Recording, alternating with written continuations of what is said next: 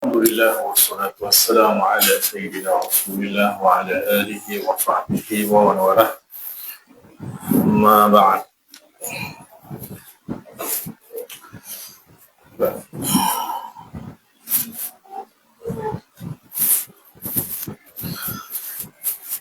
Qala musannif rahimahullah ta'ala nafa'ana bi'ulumihi wa 'ulumi masyayikhina fid dharain amin. ثم يقول الله أكبر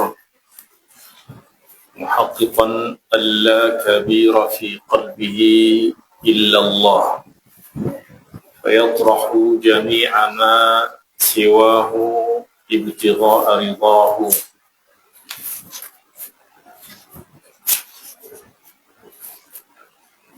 إذ هو رب كل شيء ومولاه منه بدأ وإليه منتهاه.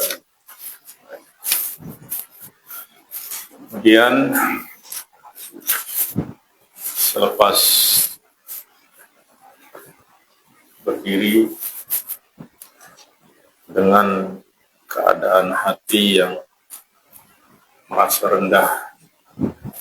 rendah di hadapan kehebatan Allah Subhanahu wa ta'ala,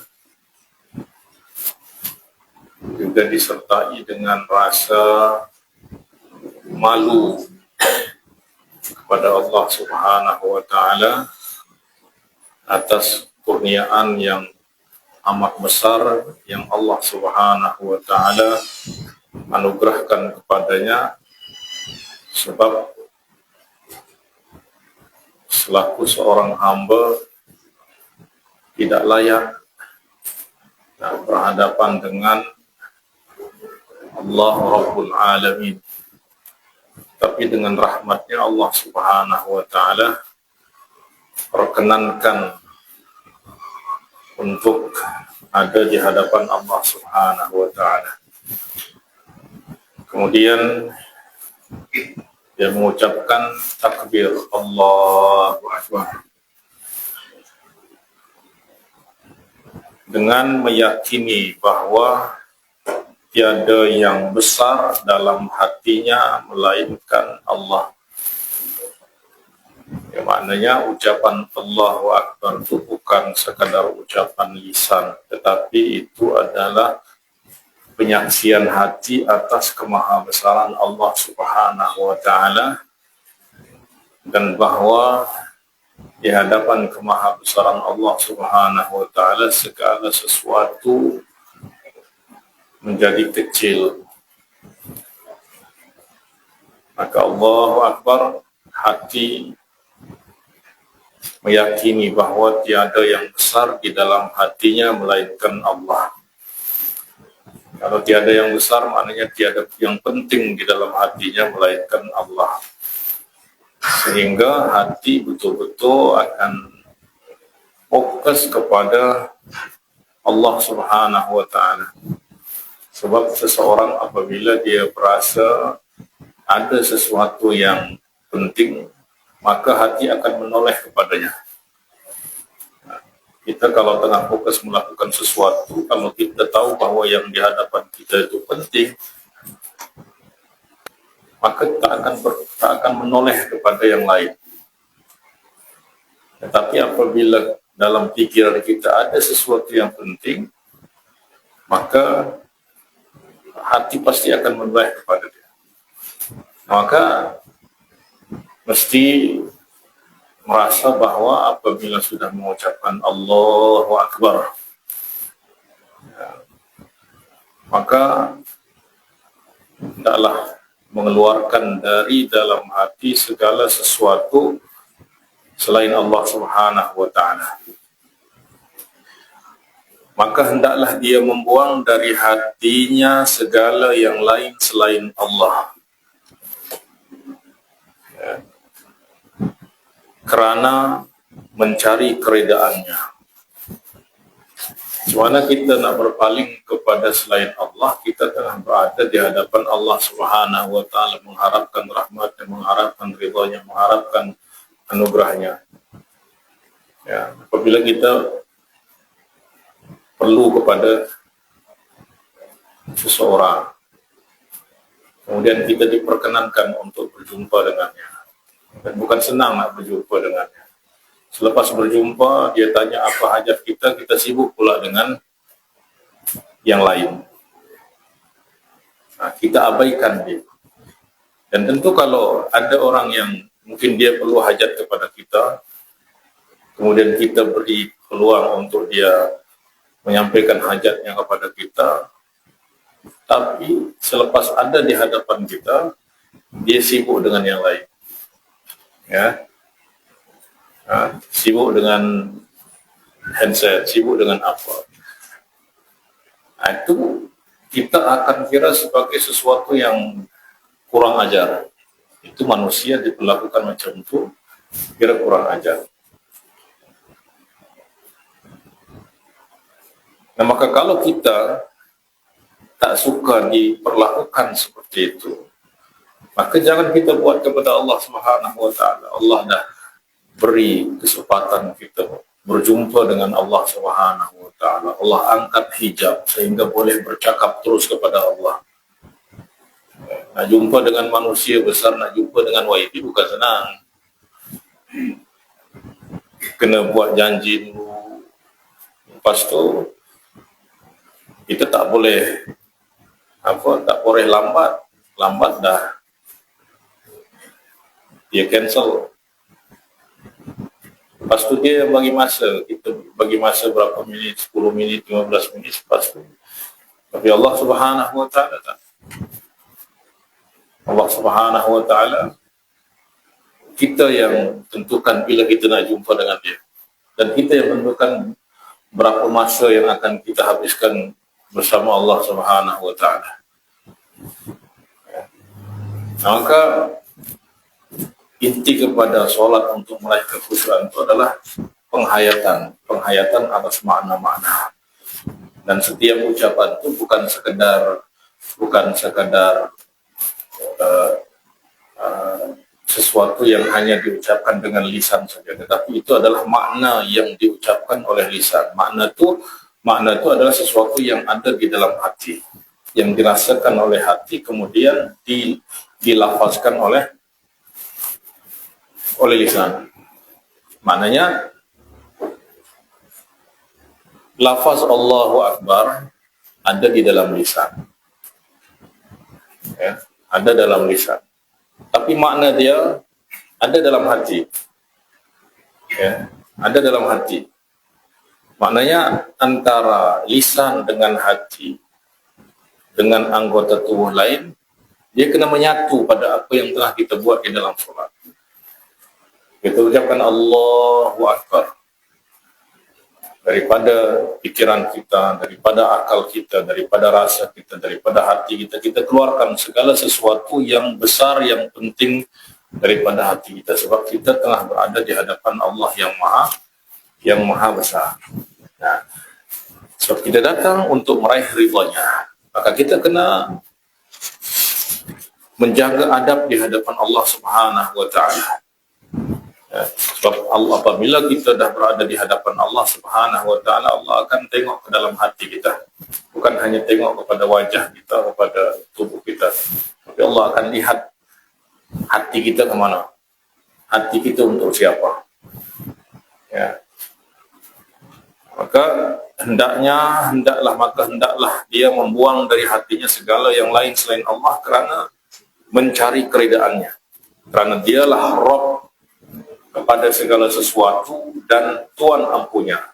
Semua berasal daripadanya dan kepadanya kembali ke semuanya. Kalau segala sesuatu selain Allah adalah milik Allah, Tuannya adalah Allah, dan kita tengah berada di hadapan Allah, akan kita berpaling kepada selain Allah Subhanahu wa taala. Nah, maka kata dia, wal yahdhar an yukadziba qawlahu 'amalahu bi an yabqa lahu matlubun aw mahbubun ghayrullah. Hendaklah dia berwaspada agar ucapannya tidak menyalahi amal perbuatannya. Ya, ucapannya tidak menyalahi amal perbuatannya. Maknanya, hendaklah dia berwaspada, jangan ucapannya kata Allahu Akbar, tapi masih ada yang penting dalam hati. Masih ada yang menyibukkan hati. Nah, ini macam kita misalnya ada dua orang kekasih. Badan berdua sama dalam satu tempat, tapi hati sibuk dengan yang lain. Ya. Orang yang saling menyintai, itu yang dia inginkan bukan hanya sekedar fisik saja. Apa makna seseorang yang kita cintai bersama kita dengan badan tubuhnya, tapi hati dia bersama orang lain?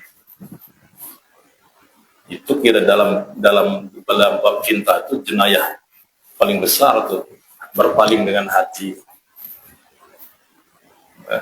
Badan bersama tapi hati. Nah, baik mana badan bersama tapi hati bersama yang lain, ya? Atau badan jauh tapi hati menyatu. Ya. Tentu yang sempurna adalah badan dan hati menyatu, tapi dalam kita pilihan sebenarnya yang kita inginkan itu adalah hati. Sebab kalau hati dah dimiliki, pasti semua akan dimiliki. Tapi kalau hati tak dimiliki, maka badan pun, zahir pun tak akan dimiliki. Maka Allah Subhanahu wa ta'ala akan lihat apa yang ada dalam hati kita. Wal yahdhar an yukadziba qawlahu amaluhu. Jangan perbuatan dia didustakan atau ucapan dia didustakan oleh amal dia. Lisan dia kata Allahu Akbar, hanya tiada yang besar melainkan Allah, tapi dalam hati ya masih tersisa sebarang keinginan atau kecintaan kepada selain Allah. Ya. Karena di sisi Tuhan yang maha besar lagi maha kuasa, dia tidak akan meridai, menginginkan sesuatu yang buruk dan kecil. Maknanya kita telah berada di hadapan Allah Subhanahu wa ta'ala,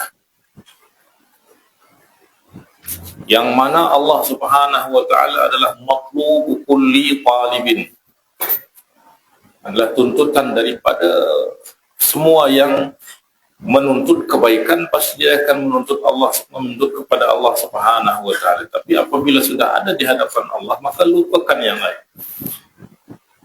Sebab hati apabila dia menyaksikan Allah, mustahil dia berpaling kepada yang lain. Sebab dia berpaling apa? Sebab dia tidak saksikan Allah. Sebab ma'al kabiril qadir la yarda bil haqiris saghir. Kita nak berjumpa dengan apa? Kita nak berjumpa dengan orang yang amat kita muliakan, yang amat kita hormati, yang amat kita kasih. Kita ada peluang untuk berjumpa. Tapi ternyata selepas kita berjumpa, kita abaikan dia, kemudian kita sibuk dengan apa? Dengan pelayannya, dengan khodam dia, dengan nah, maka apabila hamba betul-betul menghendaki Allah Subhanahu wa ta'ala dan Allah dah jemput untuk masuk ke istananya, berjumpa dengannya, maka dia tidak akan disibukkan oleh segala sesuatu selain Allah Subhanahu wa ta'ala. Ya, sebab di sini dia ada pilihan, pilih yang besar atau pilih yang kecil. Yang kecil ini mana yang tiada makna. Tentu seseorang apabila dia diberi pilihan antara yang besar dan yang kecil, maknanya misal dia diberi pilihan untuk nak memilih emas ke milih perak, orang akan pilih apa? Pilih emas. Tapi bila orang akan pilih perak, kalau yang ada di hadapan itu dia tak tahu itu emas, maka dia akan pilih perak.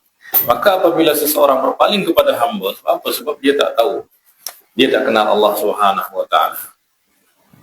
Ya. Nah, maka fayarmi jami'al humum. Apabila dia sudah mentahqiq di dalam hatinya bahwa tiada yang besar, tiada yang penting di dalam hatinya melainkan Allah Subhanahu wa taala, maka sehingga dia akan melemparkan segala kerisauan duniawi lalu menyaksikan pengendalian Allah ke atas segala sesuatu yang diketahuinya. Itu yang diketahuinya yang masuk di dalam, yang berada di dalam liputan ilmu Allah Subhanahu wa taala. Nah, jadi Allahu Akbar ini, tuan-tuan dan puan-puan, dia juga kira sebagai obat hati. Obat daripada penyakit hati. Penyakit apa? Penyakit takabur. Kita masuk dalam solat itu sebenarnya kita masuk jiwa kita itu masuk dalam hospital. Nak sembuhkan penyakit-penyakit yang ada di dalam hati. Apabila kita Allahu Akbar, kita menyaksikan kemahabesaran Allah, maka di sana segala keangkuhan diri, kebesaran diri akan runtuh. Sebab kita menyaksikan kemahabesaran. Orang apabila dia merasa diri dia besar, merasa diri dia kuat, kemudian dia berada di hadapan orang yang lebih besar, lebih kuat, dia akan terus merendah, merasa diri dia kecil. Ya. Ada orang mungkin dia di bawah, di hadapan staf dia boleh merasa tinggi, merasa besar. Dia boleh marah-marah. Tengah dia marah-marah kepada staf dia, kepada bawahan dia, tiba-tiba bos dia yang di atas datang, yang dia segan, yang dia takuti. Apa yang akan dia? Masihkah dia boleh marah-marah? Tak. Bahkan mungkin dia akan duduk bersama dengan orang-orang yang dia marah tadi. Sebab apa? Sebab dia menyaksikan ada yang lebih besar. Maknanya menyaksikan kemahabesaran Allah. Maknanya kalau seseorang boleh merasa rendah, merasa takut, dia saksikan ada orang yang sama seperti dia, tapi dia diberikan kelebihan oleh Allah, dah boleh menjadikan seseorang merendah. Apatah lagi apabila hati seseorang menyaksikan kemahabesaran Allah Subhanahu wa ta'ala, maka segala keangkuhan diri, kesombongan itu akan runtuh, akan berguguran. Nah, sehingga setiap gerakan kita itu adalah obat bagi penyakit-penyakit hati. Nah, dan yang paling utamanya adalah takabur. Sebab apa? Sebab penyakit ini yang paling berbahaya. Takabur itu akan melahirkan sifat yang lebih bahaya daripada itu, yaitu sifat hasad. Orang kalau dia merasa lebih, tak terima ada orang lain yang lebih. Masa tinggi, tak terima ada orang yang lebih tinggi daripada dia. Dan ini penyakit yang paling berbahaya. Takabur akan membawa kepada hasad, dan hasad akan membawa kepada dikeluarkan daripada rahmat Allah Subhanahu wa ta'ala. Jelas kekeliruan setan itu apa, iblis itu apa? Takabur. Dia merasa lebih mulia daripada Adam. Sehingga dengan rasa lebih mulia itu, dia tak terima apabila Adam yang dicipta daripada tanah diberi kemuliaan oleh Allah Subhanahu wa ta'ala, sehingga itu menjadikan dia terhijab daripada mendengar perintah Allah Subhanahu wa ta'ala. Dia tak pandang siapa yang perintah dia hanya melihat kepada Adam yang lebih rendah daripada dia dalam pandangan dia. Dan apabila diperintah oleh Allah untuk sujud, dia abaikan perintah itu. Sebab apa? Sebab penyakit tadi, penyakit takabur yang membawa kepada hasad. Nah, maka kita masuk dalam sholat itu, penyakit pertama yang dibasuh dalam diri kita, yang diobati dalam diri kita dengan sholat itu adalah takabur. Allahu Akbar. Lepas itu, alhamdulillah, ini kita saksikan nikmat Allah. Sehingga ini akan mengobati dalam hati kita penyakit riya. Riya itu sebab apa? Sebab orang merasa diri dia baik. dan dia lupa kebaikan yang dia buat itu adalah anugerah Allah Subhanahu wa taala, nikmat Allah Subhanahu wa taala. Sehingga dia minta dipuji. Padahal apa yang ada dalam diri dia, kebaikan dia itu bukan kebaikan dia, Allah yang berikan. Ya. Maka menyaksikan bahawa segala nikmat itu daripada Allah dan bahawa kebaikan yang kita buat itu adalah daripada Allah, sehingga apa yang akan kita dakwah untuk diri kita. Ya. Nah, itulah sebab as-salat itu kata Allah Subhanahu wa taala tanha 'anil fahsya'i wal munkar. Mencegah daripada perbuatan keji dan munkar. Apa sebab dia bersihkan penyakit-penyakit yang menimbulkan kegelapan di dalam hati. Ya. Baik, thumma yuhaqqiq bilisanihi ma biqalbihi. Nah, tadi dia kata Allahu Akbar. Maknanya hati hanya menyaksikan kemahabesaran Allah Subhanahu wa taala. Maknanya segala kebesaran selain kebesaran Allah lenyap. Seperti lenyapnya bintang-bintang yang mempesona di tengah malam. Apabila matahari terbit, maka lenyap semuanya daripada pandangan. Nah, summa yuhaqqiqu bilisanihi. Nah, apabila hati dia sudah memandang hanya kepada kebesaran Allah Subhanahu wa taala, maka kemudian dia membuktikan dengan lisannya terhadap apa yang berada dalam hatinya dengan membaca wajah wajhi. Ya, ini doa iftitah. Ya, wajah wajhi. Ya, dan tentu doa iftitah ini banyak. Antaranya adalah yang kita baca dalam solat itu terdiri daripada dua doa iftitah, daripada dua hadis yang berbeza. Hadis yang pertama adalah hadis riwayat Imam Muslim daripada Ibnu Umar. Ya, Rasulullah sallallahu alaihi wasallam apabila Allahu Akbar, maka ada seorang sahabat yang tergetar hati dia mendengar takbir Rasulullah, sehingga hati dia tergerak untuk memuji Allah dengan kebesaran Allah, dan dia kata Allahu Akbar kabira. Jadi lisan hati dia terus bergerak sehingga lisan dia mengucapkan Allahu Akbar kabira walhamdulillahi katsira wa subhanallahi bukratan wa asila. Karena itu adalah kesaksian hati. Maka selepas salat Rasulullah sallallahu alaihi wasallam berkata, "Manil qailu kadza wa kadza?" Siapa yang baca Allahu Akbar kabira walhamdulillah? Sahabat, "Ana ya Rasulullah." Faqala, "Ajibtu laha, futihat laha abwabus sama." Heran, semua pintu-pintu langit itu terbuka. So, apa sebab? Diucapkan oleh hati, menyaksikan kedahsyatan daripada ucapan Allahu Akbar yang dia dengar daripada Rasulullah sallallahu alaihi wasallam. Nah, kemudian yang kedua yaitu hadis riwayat Imam Muslim juga daripada Sayyidina Ali bin Abi Thalib, yaitu wajjahtu wajhiya lilladzi fatara as-samawati wal arda hanifan musliman. Ini yang dipilih di sini untuk kita tadabburi adalah doa yang kedua, yaitu wajjahtu wajhi. Ya, nah, summa yuhaqqiqu, maknanya selepas dia tadi memang hati dia semata menghadap kepada Allah Subhanahu wa taala, maka lepas itu lisan dia pun membenarkan apa yang ada di dalam hati dengan mengatakan wajjahtu wajhi. Aku menghadapkan wajah daku.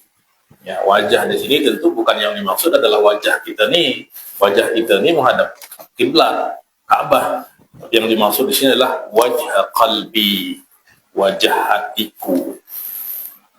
Ya, yakni wajah hatiku dan segala fokusku dalam dengan penuh kehinaan hanya kepada Zat yang Maha Tinggi. Ya, wajah wajhi. Ya, maknanya hati sentiasa menghadap kepada Allah Subhanahu wa taala. Nah, sebab kalau badan ini memang diciptakan untuk berinteraksi dengan sejenis dia, yaitu berinteraksi dengan dunia. Dan hati itu hanya untuk Allah Subhanahu wa taala. Ya. Oleh sebab itu, sebab tujuan kita solat itu adalah supaya hati kita sentiasa bersama Allah, sehingga apabila kita dah keluar daripada solat, badan berada di mana tapi hati tetap sentiasa bersama Allah Subhanahu wa taala. Allah Subhanahu wa taala memuji orang-orang yang walaupun badan dia sibuk dengan apa kesibukan, tapi hati dia bersama Allah Subhanahu wa taala. Badan dia di pasar tapi hati dia tetap bersama Allah. Badan dia di ladang, hati dia bersama Allah.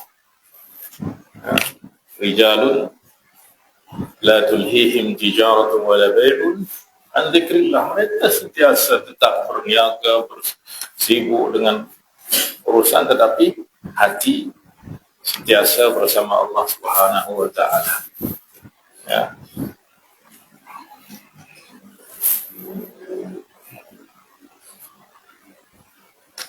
Nah, maka apa makna kita menghadapkan wajah hati kepada Allah Subhanahu wa taala? Ya. Bagaimana cara kita menghadapkan wajah hati kepada Allah? Yaitu dengan penuh kehinaan. Kita merasa hina di hadapan hanya kepada zat Allah Subhanahu wa taala yang maha tinggi, kerana dialah yang maha besar lagi maha agung. Dan dengan mengemis kepadanya, kerana dialah yang maha kaya lagi maha pemurah. Dan dengan berharap kepadanya, kerana dialah yang maha menyantuni lagi maha penyayang. Dan dengan bertawakal kepadanya, kerana dialah yang maha kuat lagi maha kuasa. Maknanya hati ini tidak menoleh kepada yang lain, ya. Sebab yang selain itu ada di dalam kuasa Allah Subhanahu wa taala. Ya. Wajjahtu wajhi, itu siapa? Lilladzi fataras samawati wal ard. Nah, di sini hati kita dibawa untuk menyaksikan. Jadi betul-betul doa ini adalah terjemahan daripada apa yang kita baca tadi, Allahu Akbar. Maknanya Allahu Akbar, maknanya hati tidak akan berpaling kepada kebesaran selain kebesaran Allah Subhanahu wa taala. Ya. Maka tidak akan menoleh kepada makhluk Allah Subhanahu wa taala, kepada langit ke, kepada bumi ke, kepada surga ke, kepada neraka, sebab semua itu adalah makhluk Allah Subhanahu wa taala. Oleh sebab itu, lilladzi fatara as-samawati wal ard, bukan sibuk kepada samawati wal ard, sibuk kepada makhluk, tapi sibuk dengan alladzi fatara, pada zat yang maha menciptakan langit dan bumi.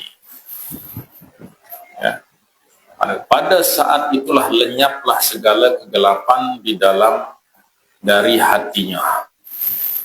Wahina izin tazulu anhu fulam, yakni apabila hati dah betul-betul menghadap kepada Allah Subhanahu wa taala, memandang kepada Allah Subhanahu wa taala, maka segala kegelapan daripada hati akan sirna.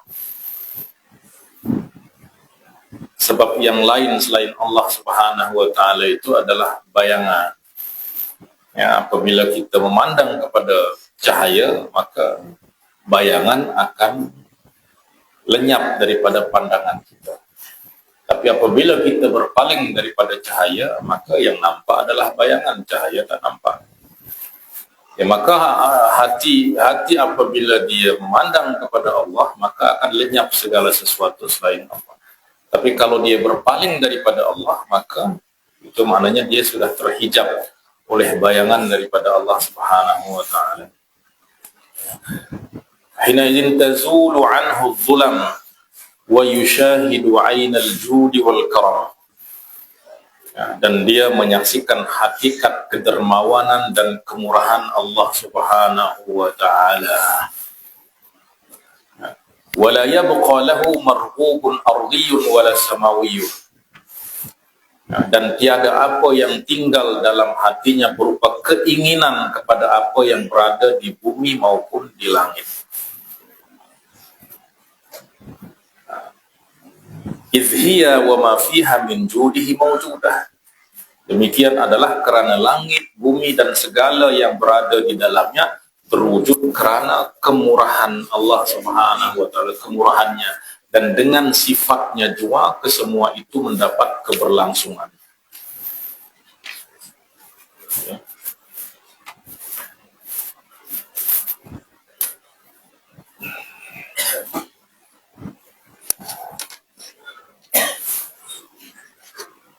Yakni apabila hati sudah menyaksikan ataupun menghadap kepada Allah Subhanahu wa taala dan Allah adalah nurus samawati wal ard, maka segala kegelapan daripada hati itu akan sirna. Kegelapan itu datang daripada mana? Daripada berpaling, menoleh kepada selain Allah Subhanahu wa taala. Sebab hati kita tuh hanya mampu memandang kepada satu poin saja. Sama ada pandangan mata ke pandangan hati macam itu juga. Ya, apabila kita memandang kepada sesuatu di hadapan kita, maka yang lain itu tak akan nampak. Tapi apabila kita menoleh sedikit saja, maka yang di sana pun tak akan nampak. Maka hati apabila dia memandang kepada Allah, maka tak nampak yang lain. Tapi apabila dia berpaling kepada yang lain, maka Allah pun akan terhijab, hati dia terhijab daripada Allah Subhanahu wa taala.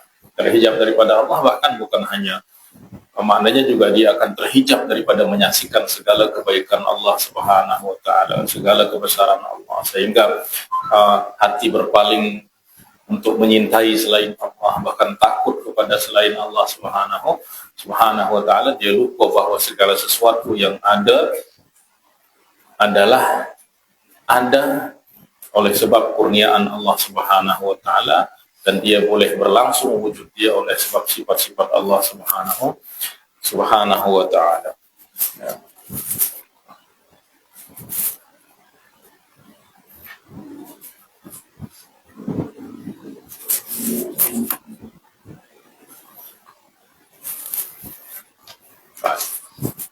Kemudian dia tegaskan lagi, tadi kata wajah tu wajhiya.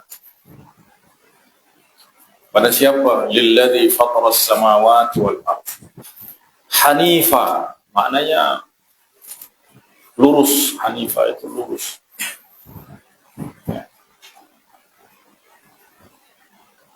Sedang aku tetap di atas dasar tauhid. Tauhid itu maknanya hati hanya lurus kepada Allah Subhanahu wa taala. Hanifa yakni tidak berpaling ke kanan dengan berharap kepada selainnya, atau ke kiri dengan rasa takut kepada selainnya. Ya. Ya, sebab apa? Sebab berharap kepada selain, kalau Allah tidak memperkenankan, tidak ada makna. Maknanya kita nak datang kepada, minta tolong kepada orang yang misal orang kaya, misalnya,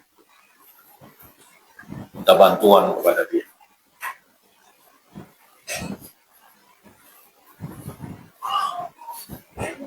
Kita akan berharap kepada dia atau kepada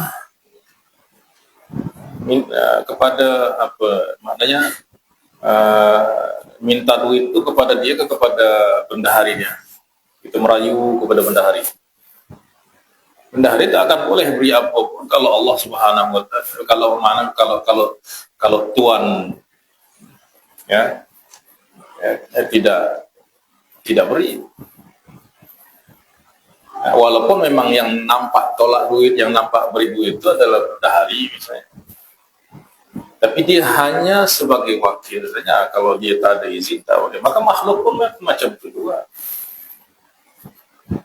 Tapi kerana kita terlampau sering melihat bahawa kita dapat daripada makhluk, sehingga dari sanalah lahir ketergantungan kepada makhluk, berharap kepada makhluk. Padahal segala sesuatu yang kita dapati daripada makhluk itu, dia hanya sebagai wasilah saja. Tak ada kuasa sedikit pun. Ya.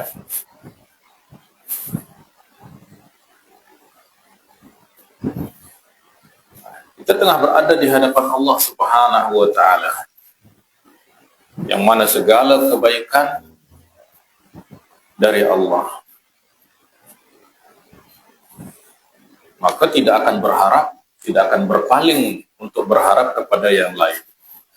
Dan demikian juga yang menyebabkan kita manusia takut adalah sebab ada pikiran tentang ada sesuatu yang berbahaya. Ada sesuatu yang boleh memberi mudarat, sehingga ada rasa takut. Tapi sama juga, seperti mana manfaat itu hanya Allah yang memberi manfaat, wan nafi', maka dia juga yang memberi mudarat. Ya. Maka kalau dia tahu bahawa mudarat itu daripada Allah Subhanahu wa Ta'ala semata, maka dia tidak akan takut kepada makhluk. Kalaupun dia takut kepada makhluk sebab nampak dia yang membahayakan, dia akan berlindung kepada Allah. Jadi Allah saja memang buat ada rasa takut dalam diri kita, tapi bukan supaya kita takut kepada sesuatu yang Allah nampakkan mudarat itu, tapi supaya kita berlindung kepada Allah Subhanahu wa Ta'ala. Sebab kalau kita tidak ada rasa takut, tak akan cari perlindungan. Tapi ingat, kita dibuat rasa takut itu bukan untuk kita takut kepada, memberikan rasa takut itu kepada selain Allah Subhanahu wa Ta'ala. Contoh macam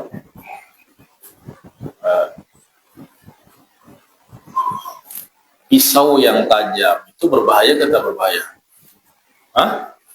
Berbahaya. Bahaya. Baik. Takut ke tak takut? Coba letak di atas meja pisau. Berbahaya ke tak? Letak di atas meja, takut tak? Ada pisau di atas meja, aku takut ada pisau di atas. Pisau tu tak boleh nak berbuat apa kalau dia tak digerakkan. Okey. Ada orang yang pegang pisau, bagi aku duit. Takut tak?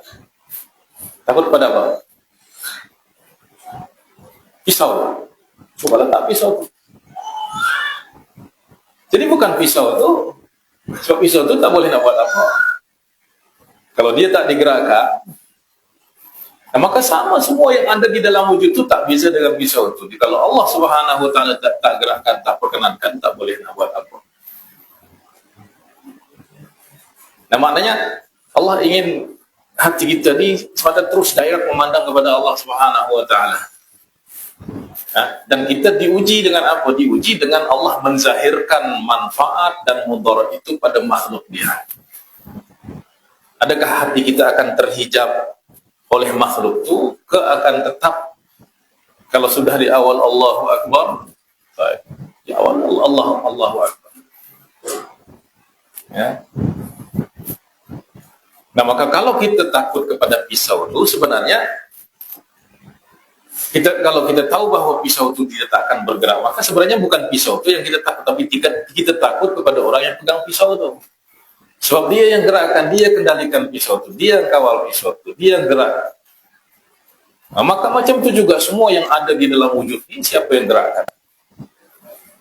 Ya, tidak tergerak sesuatu pun melainkan Allah yang gerak.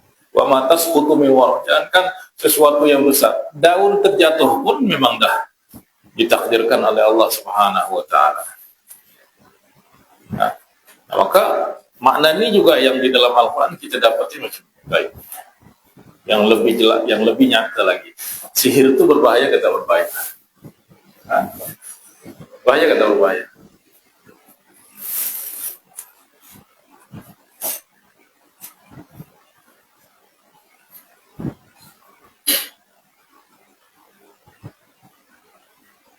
Berbahaya itu maknanya apakah sifat bahaya itu adalah sifat zatiah kepada sihir itu ke sifat arad.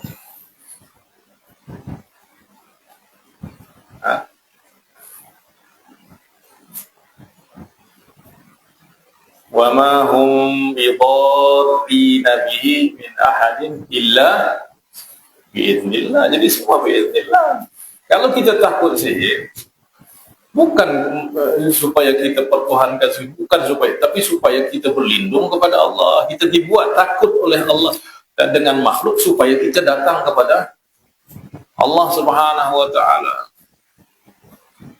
Ya, supaya hati kita datang, supaya Allah kita nak menzahirkan rasa ta'alluq kita kepada Allah. Rasa penghambaan diri kita kepada Allah. Sahaja kita dibuat takut supaya kita datang kepada Allah. Ya. Dan kita juga kalau ada anak-anak kita masa kecil, kita senang apabila anak itu berlari itu sepeluk kita. Kadang kita buat dia takut supaya dia berlari kepada kita.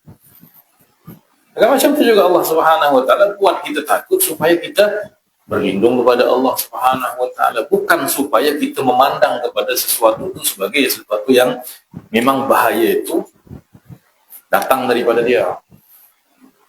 Ya, dan di dalam hadis sudah dijelaskan oleh Allah Rasulullah sallallahu alaihi wasallam, wa'lam anna al-ummata law ijtama'at 'ala an yanfa'uka bi syai'in lam yanfa'uka illa bi syai'in qad katabahu Allah lak. Sekiranya seluruh umat manusia berhimpun untuk memberi kita satu manfaat saja, kalau manfaat itu tidak ditakdirkan oleh Allah, tak boleh. Contoh, ada orang sakit, dia semua dokter yang ada di dunia ini berhimpun untuk nak beri kesembuhan kepada dia, boleh sembuh tak? Kalau Allah tak perkenankan dia semua, tak boleh. Ini sama semua. Nah, itu makna ghairu multafitin, tidak berpaling ke kanan, yakni kinayah tentang berharap kepada selainnya, atau ke kiri dengan rasa takut kepada selainnya.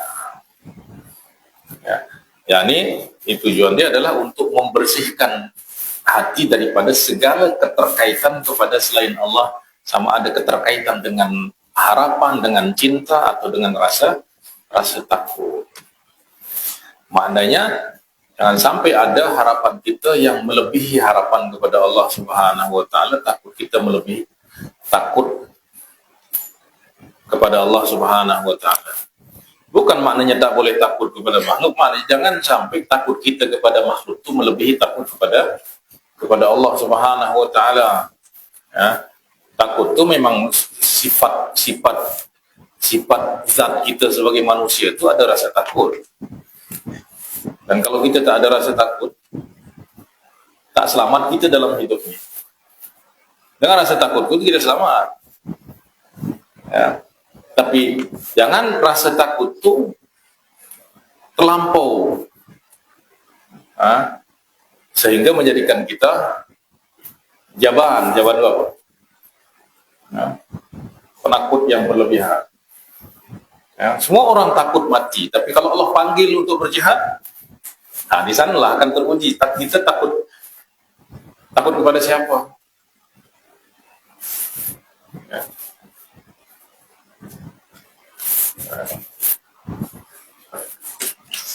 Musliman, Hanifah musliman.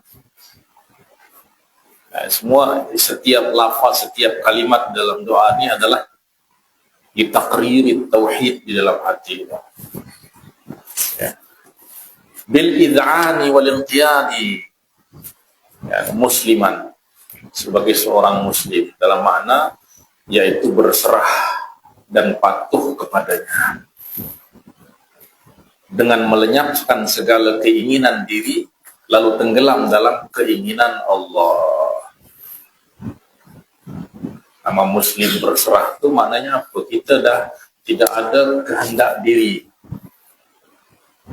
daripada diri dan untuk diri, tapi kehendak diri kita dah lenyap di dalam kehendak Allah Subhanahu wa taala. Itu makna muslim. Qarihan lahul murad fi ma'arad. Bahkan kehendak diri itu ditenggelamkan di dalam kehendak Allah sehingga dia tidak menghendaki selain apa yang dikehendaki oleh Allah. Dan itu adalah hakikat Islam. Itu maknanya apa? Hakikat Islam itu maknanya kita tiadakan kehendak kita di dalam kehendak Allah Subhanahu wa taala. Ya. Dan setiap saat itu kita ada kehendak. Tapi apabila kehendak kita bertembung dengan kehendak Allah, di sanalah kita diuji. Dan setiap saat itu kita diuji. Kita akan ikuti kehendak diri kita, nafsu kita ke kehendak Allah Subhanahu wa taala. Maka kata Rasulullah, la yu'minu ahadukum hatta yakuna hawahu. Hingga kehendak nafsu dia tunduk. Dan itulah makna ikhlas. Ikhlas itu kita ada kehendak, tapi kita lenyapkan kehendak kita di dalam kehendak Allah Subhanahu wa taala.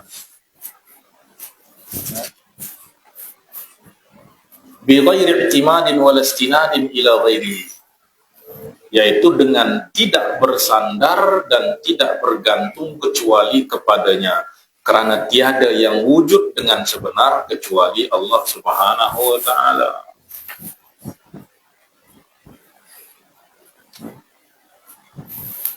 Wa ma ana minal musyrikin. Daripada awal ini sebenarnya adalah tauhid. Wajjahtu wajhi lilladzi fataras samawati wal ardh. Maknanya hati nak dipalingkan daripada langit dan bumi kepada pencipta langit dan bumi. Hanifah, dalam keadaan lurus, tauhid. Maknanya dia tidak berharap kepada selainnya dan tidak takut kepada selainnya. Musliman, ya, dengan tunduk patuh, dengan melenyapkan segala keinginan diri di dalam keinginan Allah Subhanahu wa taala. Wa ma ana minal musyrikin bil murad, dan aku pula bukanlah dari orang-orang yang musyrik. Yaitu apa? Yaitu yang menginginkan sesuatu bersamanya. Menginginkan sesuatu bersama Allah Subhanahu wa taala.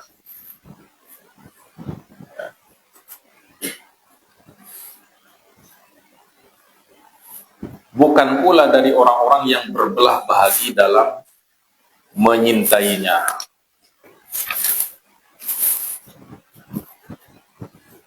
Sebab dalam cinta itu dia tak kenal dua, tak kenal mendua. Tapi karena tidak ada cinta yang sejati melainkan cinta kepada Allah, manusia hati dia boleh mendua untuk makhluk dia boleh. Ya.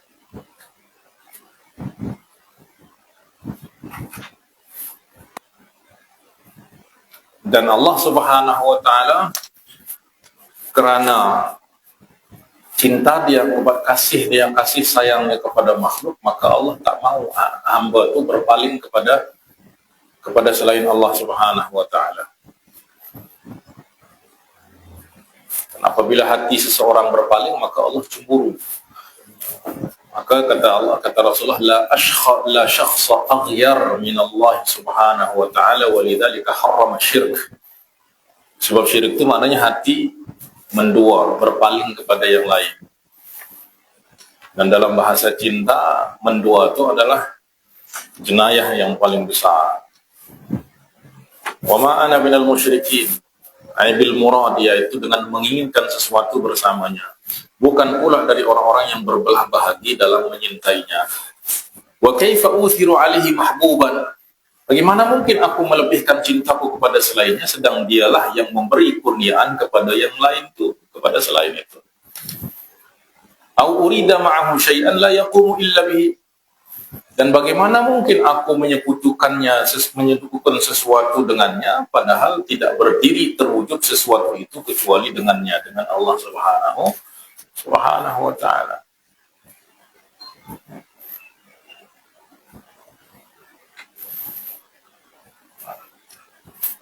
Nah, kemudian dia tegaskan lagi dalam hati, inna salati wa nusuki wa mahyaya wa mamati lillahi rabbil alamin. Jadi hati ini ditarik supaya dibawa kepada tenggelam di dalam hakikat tauhid. Kendaraan dia adalah lafaz. Kendaraan hati untuk menyaksikan hakikat-hakikat dan makna-makna itu adalah lafaz. Kalimat. Inna salati, sesungguhnya salatku, fi hadratihi, fi hadratihi. Hadrah secara istilah di dalam lisan Sufiyah adalah keadaan di mana hati merasakan kehadirannya di hadapan Allah Subhanahu wa Ta'ala. Nah, kehadiran hati bahwa diri berada di sisi hadratnya. Nah, maka orang apabila hati dia merasa berada di hadapan Allah Subhanahu wa Ta'ala, maka orang itu dinamakan fi hadratillah, fil hadrah al-ilahiyah.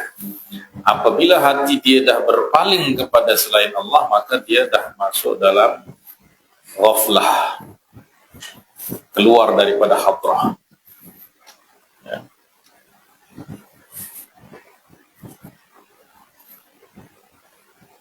Nah, maka solatku ini, inna solati, yaitu solatku di hadratnya, yaitu kehadiran hati bahwa diri ini berada di sisi hadratnya, ialah anugerahnya kepadaku. Jadi solat ini adalah anugerah Allah kepada kita. Kita solat itu sebab Allah anugerahkan solat itu kepada kita. Maka jangan kita apabila kita dah solat, kita macam merasa berjasa kepada Allah, berbuat baik kepada Allah. Allah yang berbuat baik kepada kita dengan solat kita. Karena ada orang yang apabila dia rasa diri dia taat, jalankan perintah Allah, dia rajin solat, apabila Allah uji dia, ya Allah, kata dia, aku dah solat, aku dah ni, kenapa hidup aku buat hancur? Dia pikir dengan dia solat itu tak ada ujian, justru makin dia dekat kepada Allah, makin besar ujian. Jangan pikir apabila dah dekat kepada Allah, lepas tu segala sesuatu itu macam jalan tol itu, tidak ada. Apa sebab? Sebab dia merasa bahawa dia dah berbuat baik kepada Allah Subhanahu wa Ta'ala. Kebaikan apa yang kita buat? Kalau Allah tak gerakkan hati kita untuk berbuat baik, mustahil kita boleh. Nah, maka dalam hadis yang diriwayatkan oleh Imam Ibn Asakir daripada Sayyidina Umar, qala Rasulullah sallallahu alaihi wasallam, qala Musa, ya Rabbi walidtu a'lamu man tuhibbu. Ya Allah, kata Nabi Musa, aku nak tahu siapa orang yang engkau hamba yang engkau kasihi, hatta uhibbah, sehingga aku mengasihi dia. Qala idza ra'aita 'abdi yukthiru dzikri. Nah, apabila kamu melihat ada hamba-hamba aku yang banyak mengingatku, banyak berzikir, banyak berbuat baik, beribadah, fa'lam anni uhibbuh wa anni azintuhu fi dzalika. Maka itu tanda aku mengasihi dia. Dan aku yang izinkan dia untuk berzikir. Orang kalau tak diberi taufik oleh Allah Subhanahu wa Ta'ala, jauh daripada kebaikan-kebaikan. Ya, kalau hati dia tak terpanggil untuk solat, ya, rumah menempel dengan dinding masjid pun tak akan datang. Tapi kalau hati dah terpanggil, sejauh apapun dia akan datang. Tak boleh berjalan pun dia merangkak. Banyak orang yang berbuat macam itu. Orang yang sihat tak terpanggil. Maknanya semua kebaikan kita itu bukan kebaikan kita, itu adalah anugerah Allah Subhanahu wa taala. Itu namanya syuhudul minnah. Kalau kita lihat bahwa kita yang berbuat, dari sanalah wujud itu datang. Daripada sanalah riya itu. Sebab kita mendakwa sesuatu yang bukan milik kita. Kalau kita tahu bahwa itu adalah daripada Allah, kita akan malu kepada Allah. Kita akan pamerkan kepada orang apa yang bukan milik kita. Ada orang, dia fakir, dia pinjam segala, dia pinjam kereta, dia pinjam itu sebab dia pamer bahwa seolah-olah dia yang buat. Dan orang tahu dia pinjam. Orang akan kata tak ada malu. Ya. Inna salati fi hadratihi silati. Silat itu adalah jamaah kepada silah. Silah itu maknanya anugerah. Anugerahnya kepadaku daripada rahmatnya. Sebab Allah mengasihi kita. Kita menyintai Allah itu bukan kerana kita yang menginginkan Allah, tapi Allah yang menghendaki kita. Karena kalau Allah tidak cintai kita, tidak kasihi kita, mustahil hati kita boleh menyintai Allah Subhanahu wa taala. Sebab kita menyintai Allah dengan cinta Allah kepada kita. Oleh sebab itu cinta Allah itu mendahului cinta kita. Cinta kita lahir itu kerana Allah mencintai kita. Yuhibbuhum wa yuhibbuhum wa yuhibbunah. Jadi cinta Allah itu lebih dahulu daripada cinta kita. Dengan cinta Allah kita mencintai Allah. Ya.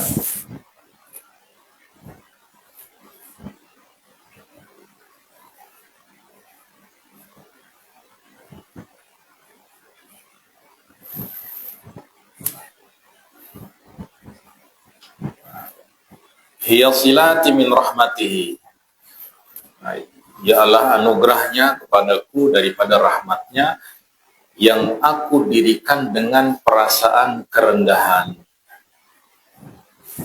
dan penyerahan dan dengan kurniaan dan anugerahnya. Ya, kerana solat ini adalah anugerah Allah Subhanahu wa taala, yang mana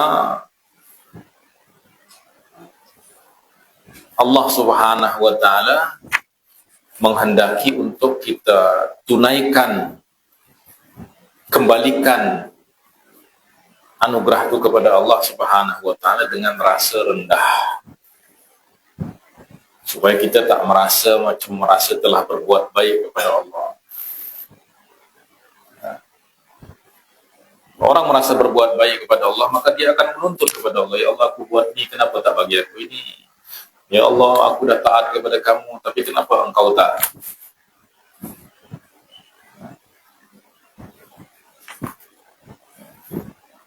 Maka ini namanya syuhudul minnah.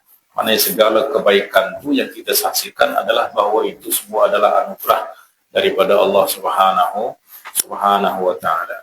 Wa nusuki, dan seluruh ibadahku, yakni wujudnya ketaatanku kepadanya, kepatuhanku kepada perintahnya, kesabaranku atas ketentuannya, dan bangkitnya diriku untuk terus bersyukur kepadanya,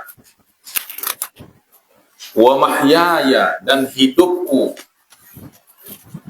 ya, yakni bergantung dan dengan bergantung kepada sifat-sifatnya, dan penyaksian hatiku terhadap keindahan perbuatan dan kelembutannya, maknanya semuanya lillah.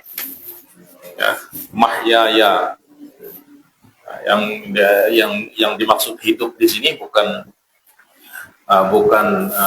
sekadar hidupnya jasad dengan adanya roh, tapi yang dimaksud adalah hidupnya roh dengan dia bergantung kepada sifat-sifat Allah Subhanahu wa ta'ala, ya. Dan dengan dia menyaksikan keindahan perbuatan dan kelembutan Allah Subhanahu wa ta'ala. Wa mamati, Dan matiku, dan mati di sini bukan yang dimaksud di sini bukan sekedar mati dengan roh keluar daripada jasad. Roh keluar daripada jasad itu yang mati jasad, bukan roh. Roh dia berpindah alam, berpindah daripada jasad kepada alam yang lain, alam jasad kepada alam lain. Roh tak mati. Maka yang makna yang dipandang di sini adalah ghaibati an wujudi. Mamat di sini yang dimaksudkan adalah fana. Ya, maknanya tentu semua dimaksudkan, ya, tetapi di sini yang dipandang adalah satu makna daripada makna mati, yaitu ghaibati, yaitu kelenyapan diriku daripada wujudku kerana tenggelam dalam menyaksikannya. Atau ini yang dinamakan dengan fana. Ya, fana itu tenggelam di dalam satu kenikmatan sehingga itu melenyapkan rasa yang ada di dalam diri. Ya, ghaibati an wujudi fi syuhurihi. Ya, kelenyapan diriku daripada wujudku kerana tenggelam dalam menyaksikannya. Hati apabila dia tengah menyaksikan sesuatu yang amat menakjubkan bagi dia, maka dia akan melupakan segala sesuatu. Suatu contoh saja, kalau orang terlampau bergembira, dia akan fana daripada diri dia, sehingga terkadang dia akan menjerit, menari, padahal orang terima, apa. Nanti dia sedar, baru dia malu sendiri. Sebab dia tengah tenggelam di dalam satu rasa, sehingga menjadikan dia melupakan rasa diri sendiri. Ya. Dan fana ini di dalam Al-Quran dah dicontohkan di dalam kisah Nabi Yusuf. Fana itu maknanya kita hilang rasa daripada rasa diri sendiri itu. Yaitu apa? Apabila hati dikejutkan oleh suatu kejutan yang luar biasa. Ya. Maka di sana Allah Subhanahu wa taala beri contoh tentang fana ini, yang mana fana itu adalah seseorang lenyap daripada rasa diri dia sendiri sebab tenggelam di dalam penyaksian. Ya. Yaitu apabila Nabi Yusuf yang terkenal dengan ketampanannya, keelokan rupanya, sehingga tuannya pun, yaitu Zulaikha, sampai ya seperti yang dikisahkan di dalam Al-Quran, sehingga maknanya apa? Sebab Zulaikha dah memang hilang rasa, dan maknanya kalau dia sedar, dia akan malu. Sebab apa? Sebab dia tahu bahawa itu hamba saya, dia takkan seorang tuan jatuh hati kepada hamba saya. Ya. Tetapi kerana saat itu memang dia tengah hilang rasa daripada akal dia, daripada diri dia, sehingga apa? Sehingga apabila didengar oleh wanita-wanita kerajaan, dia kata, mana boleh seorang tuan dia jatuh cinta kepada hamba saya. Ya, maka Zulaikha pun dia nak buktikan kalau apa yang dia buat tu memang bukan, dia dah tak kuasa, diri dia dah tak dapat kawal. Dia nak buktikan, maka dijemputlah perempuan-perempuan yang ya, berbicara tentang dia. Maka dibuat sibuk, macam nak buat kenduri, ya, minta tolong untuk siapkan potong bawang, potong cabai, potong macam. Tengah sibuk mereka, tiba-tiba alaihim, Nabi Yusuf diminta untuk keluar di hadapan mereka, sehingga mereka terfana, sehingga tangan ini masih tetap bergerak, dah bawang dah habis, tapi tangan masih bergerak dan potong-potong tangan dia, dan tidak ada rasa. Sebab apa? Sebab rasa dia dah tenggelam, dah ditarik kepada apa yang dia saksikan. Nah, makna dia apa? Makna dia, ini hanya contoh saja. Kalau hati itu apabila dia memandang keindahan keindahan yang Allah titipkan, yang Allah tempatkan pada makhluk dia, yang mana keindahan yang ada dalam makhluk itu hanyalah bayangan daripada keindahan yang maha indah. Kalau itu dapat melenyapkan perasaan seseorang, apatah lagi apabila seseorang menyaksikan kemahaindahan Allah Subhanahu wa ta'ala, kebaikan Allah Subhanahu wa ta'ala, maka dia akan lenyap. Ya. Wa ghaibati an syuhudi,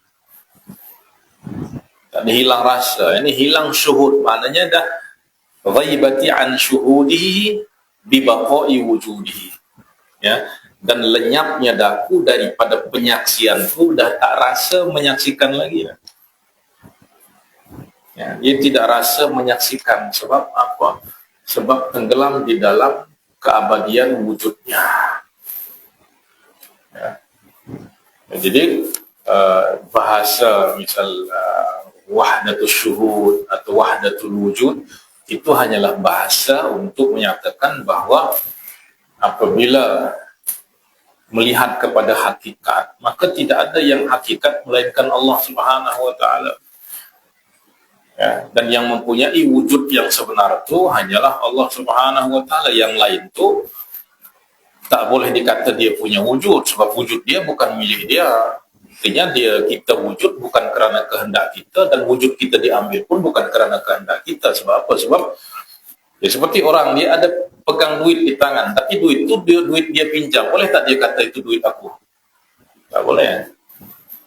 Walaupun nampak dia yang pegang dia, tapi kerana itu adalah duit pinjaman, maka tak boleh dia kata itulah duit aku. Maka wujud pun macam itu. Wujud yang punya wujud itu adalah yang memberi al-mujid. Nama dia al-mujid. Ya, maknanya dia adalah al-mujid, maknanya dialah yang memberi wujud, maknanya dialah yang punya wujud tu. Maknanya wujud yang hakiki itu adalah wujud Allah Subhanahu wa ta'ala, ya. Yang sebenar makna dia adalah wahdatus syuhud, maknanya kita tidak menyaksikan melainkan wujud Allah Subhanahu wa ta'ala. Dan wujud kita ni adalah wujud majazi, bukan wujud yang sebenar, wujud pinjaman. Lillah, ini semata-mata kerana Allah, yakni dialah yang menempatkan aku pada kesemua itu dan mengistimewakan aku dengannya. Maknanya semua itu, inna salat wa nusuki wa mahyaya wa mati lillah, itu semua adalah milik Allah. Dan kita kena kembalikan kepada Allah dan peruntukkan untuk Allah Subhanahu wa ta'ala, ya, kerana segala kebaikan kita itu adalah kebaikan Allah Subhanahu wa ta'ala, ya.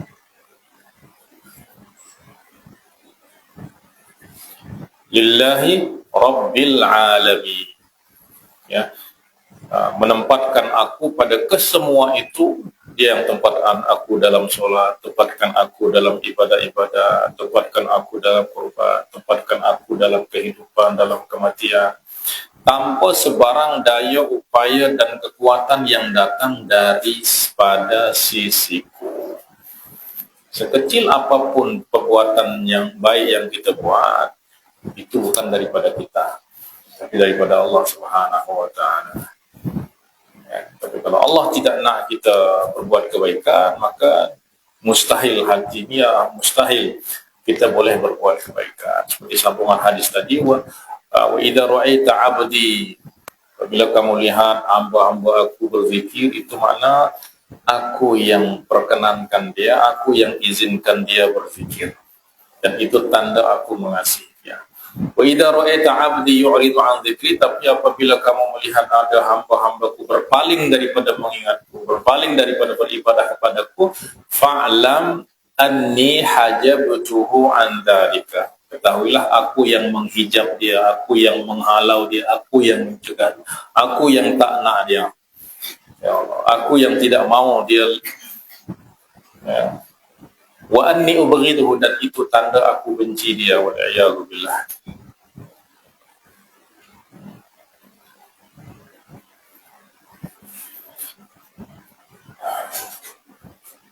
Seperti mana Rabbil Alamin, dia adalah Rabbul Alamin, Tuhan semesta alam. Dialah yang berkuasa untuk mendekatkan dan menjauhkan. Mendekatkan hati kita, menjauhkan hati kita. Menjadikan badan kita berkuat, tak berkuat. Itu semua takluk kepada Rabbul Alamin. Dialah yang berkuasa untuk mendekatkan, menjauhkan. Dialah yang memberi kecelakaan dan kebahagiaan. Ya. Bila ada orang yang soleh, itu maknanya Allah yang beri taufik kepada dia. Fal kullu tahta qahrihi khadi'un, maka seluruh makhluk merendah di bawah takluk kekuasaannya. Wa li'izzatihi khashi'un, dan khusyuk, tunduk kepada kekuatan dan kemuliaannya. Dialah yang menghinakan sesiapa yang dia kehendaki dan memuliakan sesiapa yang dia kehendaki. Yu'izzu man yasha' wa yudhillu man yasha'. Jangan apabila kita merasa diri kita mulia, kita yang meraih kemuliaan. Kalau Allah tidak muliakan kita, kita akan berada di dalam lembah kehinaan. Yudhillu man yasha' wa yu'izzu man yasha'. La mu'aqqiba li hukmihi. Tiada sesiapa pun yang dapat menghalang hukumnya, sama ada dengan membatalkan atau menetapkannya. Mutlak hukum Allah Subhanahu wa ta'ala. Wala mu'azira lahu fi ijadi ma awjadah, dan tiada sesiapa pun yang membantunya dalam mewujudkan apa-apa yang telah dia wujudkan untuk atau melenyapkannya. Itu makna lillahi rabbil alamin. Kenapa ni? Ini sebelum kita nanti masuk dalam inti solat yang bermula dengan kita membaca Al-Fatihah. Jadi hati itu Allah nak betul-betul hati itu hanya kepada Allah Subhanahu wa ta'ala. Sehingga apabila kita dah masuk dalam munajat di dalam surat Al-Fatihah nanti, sebab itu adalah rukun yang paling utama, itu hati kita dah betul-betul bersama Allah Subhanahu wa ta'ala.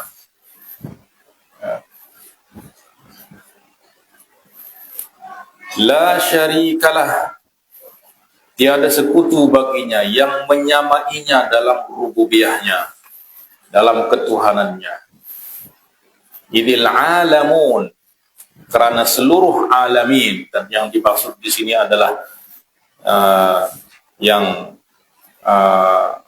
al-uqala, yaitu manusia, jin, malaikat, yang merupakan alladzina hum ruhul alam, yang mereka adalah roh, rahasia kepada semesta alam adalah ciptaannya dan hamba-hambanya. Maksudnya macam mana orang nak menjadikan hamba-hamba Allah sebagai sekutu Allah Subhanahu wa ta'ala? Dia yang mengurus mereka dengan hikmahnya dan mentakdir mereka dengan ilmunya. Macam mana hati boleh menduakan Allah, menyamakan Allah di dalam rububiyahnya dengan sesuatu yang tidak terwujud melainkan dengan Allah Subhanahu wa ta'ala wujudkan dia. Wa bidzalika umirtu, ay wa bidzalika khuliqtu, lidzalika khuliqtu, dengan hal tersebut aku diperintah, yakni aku diciptakan atas tujuan itu, yaitu wa ma khalaqtul jinna wal insa illa liya'budun. Ya, maknanya beribadah semata-mata kerana Allah, maknanya hati ini hanya tunduk kepada Allah, taat kepada Allah, berserah kepada Allah, berharap kepada Allah, dan takut kepada Allah, dan itulah hakikat ibadah. Wa ma umiru illa liya'budullaha mukhlishina lahuddin. Wa ana minal muslimin al-mutahaqqiqina lahu bil qahr, dan aku adalah dari orang-orang yang berserah diri, yaitu orang-orang yang benar-benar meyakini bahawa dialah yang menguasai dan mengawal segala sesuatu, merasakan kelemahan diri di hadapan kelemahan kekuatannya. Muslimin, maknanya kita betul-betul serahkan Kita ni tiada daya, tiada upaya. Nama berserah tu maknanya orang dah berserah tu dah. Maknanya terserah nak buat apa ke, nak jadi tawanan ke, nak bunuh, itulah makna berserah tu. Sebab apa? Sebab orang dah memang terlepas daripada segala daya, segala kekuatan yang dia punya.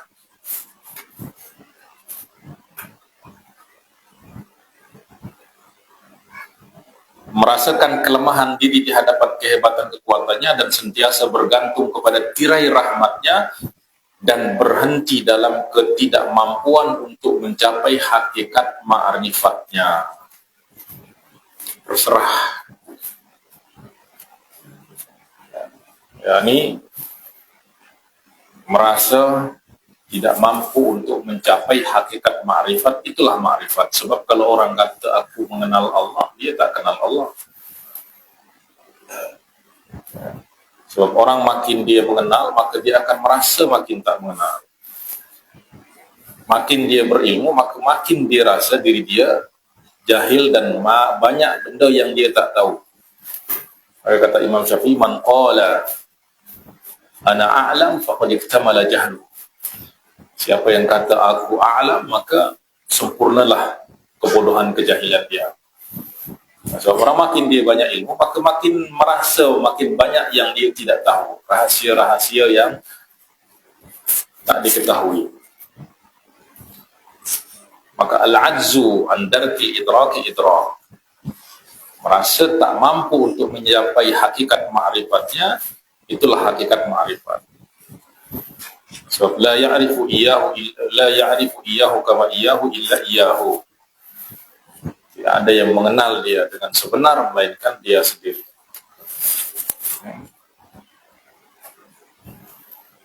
Kita hanya mampu mengenal sebahagian sifat-sifat Allah Subhanahu wa taala saja.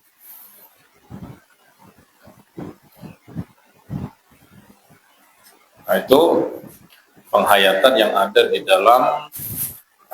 dalam doa iftitah, yakni hati ini dibawa kepada lautan tenggelam di dalam lautan tauhid, supaya dari awal tu Allah dah pandang hati ini memang betul-betul menghadap kepada Allah Subhanahu wa ta'ala. Lepas tu thumma tahassan bihi min kaidi ra'sil al-huwati liyadan bi'izzatillahi min kaidihi wa balwahu biqaulika a'udzu billahi minasyaitonir rajim. Kemudian bentengilah dirimu daripada ketua penderhaka dan berlindung kepada kekuatan Allah daripada tipu daya dan hasutannya dengan membaca a'udzu billahi minasyaitonir rajim. Aku berlindung kepada Allah daripada syaitan yang dirja. Ya. So apa sebab syaitan dia tak nak kita berada dalam kenikmatan ini. Dia telah diharapkan oleh Allah untuk meraih kenikmatan sujud dahulu. Maka dia pun nak kita ini jauh daripada, dia akan keluarkan kita daripada nikmat itu sebagaimana Allah keluarkan dia dahulu daripada nikmat itu. Kenapa kita berlindung kepada Allah Subhanahu wa taala? Sebab kita tak nampak syaitan. Dia adalah musuh kita, tapi kita tak nampak musuh kita. Dia nampak kita, kita tak nampak dia. Dan kita tak boleh, dia musuh kita, tapi kita tak boleh lawan dia terus. Langsung tak boleh. Maka cara untuk melawan syaitan itu adalah dengan berlindung kepada Allah Subhanahu wa ta'ala. Ya. Sama seperti kita nak bertamu ke rumah orang. Di depan rumah dia ada anjing. Dia lihat kita, kita suruh dia diam, makin dia menggonggong. Cara dia supaya diam gimana? Panggil tuan dia.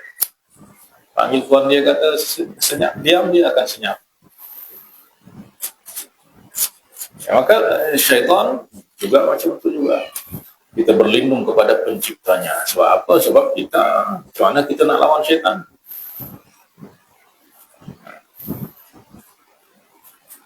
Maka a'udzubillah minasyaitonir rajim.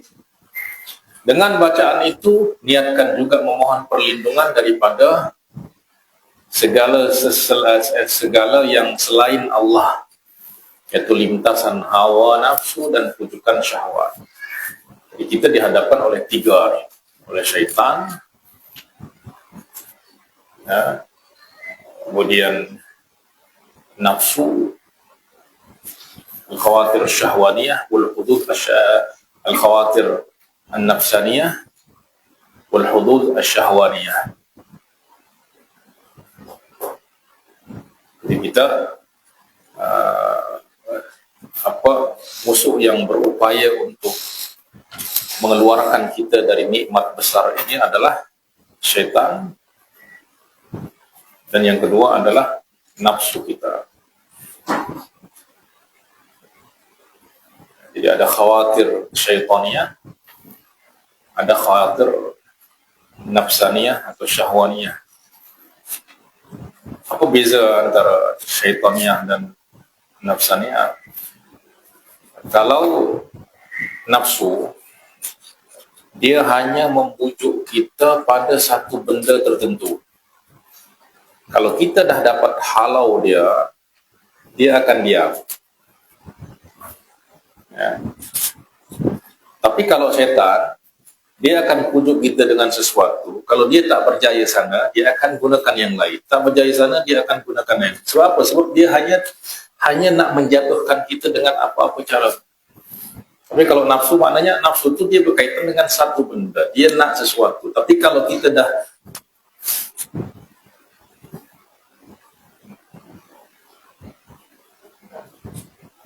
maknanya dia tak akan terus berpindah kepada yang lain.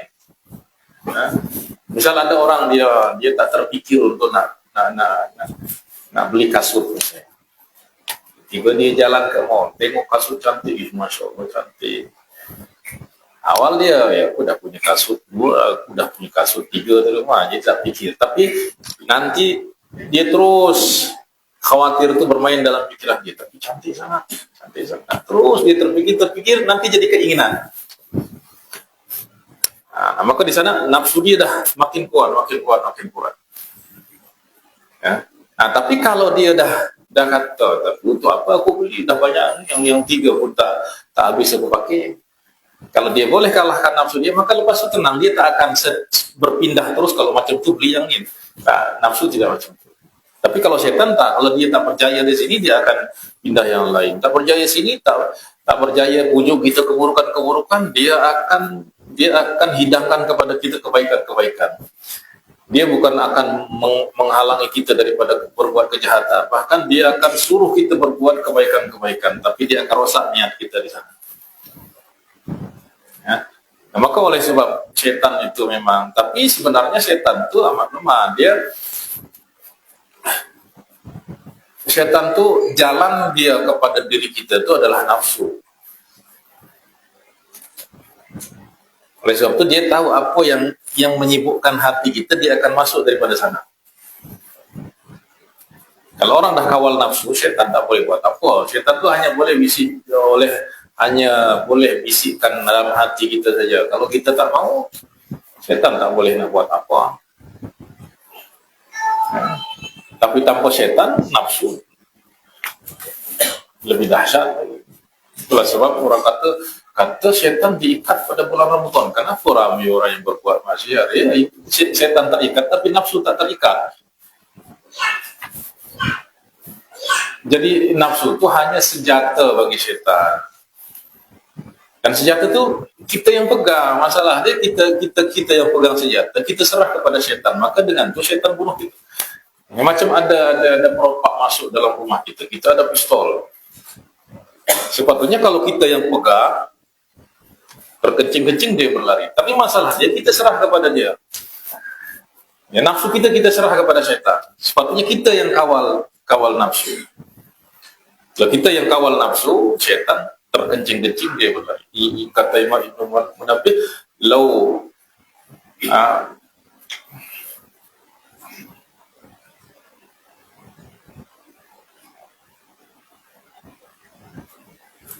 Lau ja'alta syahwataka tahta qadamaika farra syaitanu min dhillika.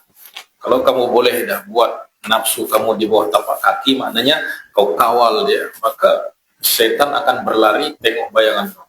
dari bayangan pun dia takut. Sebab dia dah kawal senjata, dia dah pegang senjata setan. Oleh sebab itu setan pun dia akan lihat hati kita disibukkan oleh apa. Maka dengan kehendak kita, apa yang dikehendaki oleh hati kita. Oleh sebab itu orang itu terjatuh. Orang oleh sebab kehancuran seseorang itu adalah apa? Kehendak dia, ambisi dia, keinginan-keinginan dia. Terjatuh oleh sebab nafsu. Ya.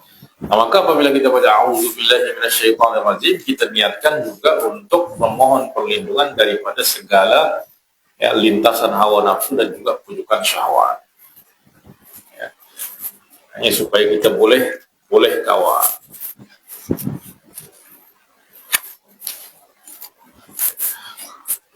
Awaqul. Nah, selepas itu bismillah wa qul. Bismillah wa tahaqqaqunna kulla syai'in qa'imun bismihi mahutun bi'ilmi. Bacalah bismillah dengan nama Allah dan yakinilah dengan bacaan itu bahwa segala sesuatu terus menerus wujud adalah dengan namanya dan diliputi dengan ilmunya. Semua yang ada di dalam wujud ini takluk di bawah nama-nama Allah Subhanahu wa Ta'ala. Ya. Maka kalau kita baca Asmaul Husna, kita akan lihat penzahiran dia di semesta alam. Ya. Ada kasih sayang, kita lihat, kita rasakan, itu adalah penzahiran daripada Asma'ullah Ar-Rahman Ar-Rahim.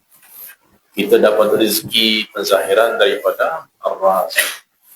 Ada manfaat, penzahiran daripada An-Nafi. Ada mudarat, penzahiran daripada Ad-Dar. Ada kemuliaan, penzahiran daripada Al-Mu'izz. Ada kehinaan, penzahiran daripada Al-Muzil. Semua tulisan-tulisan Asma'ullah Al-Husna itu. Jadi alam ini adalah lukisan daripada Asma'ullah Al-Husna. Kita lihat kepada Al-Khalq, itu adalah penzahiran daripada Al-Khaliq. Ya.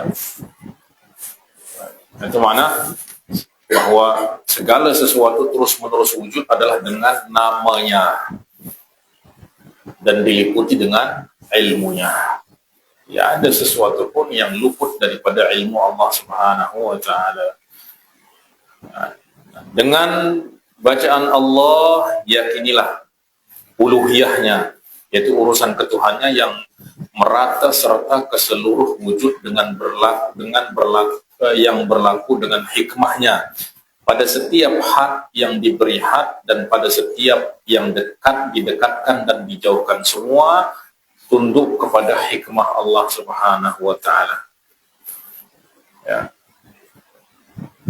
Apabila engkau membaca Ar-Rahman Ar-Rahim yang Maha Pengasih lagi Maha Penyayang, maka saksikanlah dengan hatimu akan rahmatnya yang maha luas ke atas sekalian wujud. Kerana dengan namanya Ar-Rahmanu bil Ijad, karena dengan namanya Ar-Rahman dia memberi wujud kepada sekalian makhluk, maka semua makhluk yang ada di dalam wujud ini yang terwujud dengan rahmaniyah, maknanya semua mendapatkan rahmat yang luas daripada Allah, yang merata daripada Allah Subhanahu wa Ta'ala. Ar-Rahim bil imdad, dan dengan namanya Ar-Rahim dia memberi mereka imdad. Imdad itu apa? Maknanya dia boleh berlangsung wujud dia itu adalah dengan imdad daripada Allah, pertolongan daripada Allah. Maknanya apabila sesuatu itu diwujudkan oleh Allah, dia mendapatkan dua nikmat, nikmat ijad dan nikmat imdad. Kalau hanya diberi nikmat ijad saja kemudian tidak diberi imdad, maka pada saat kedua dia akan balik kepada Adam lagi. Maka dengan imdad dia boleh bertahan, berterusan wujud dia pada saat kedua, ketiga, dan seterusnya sampai masa yang Allah kehendaki.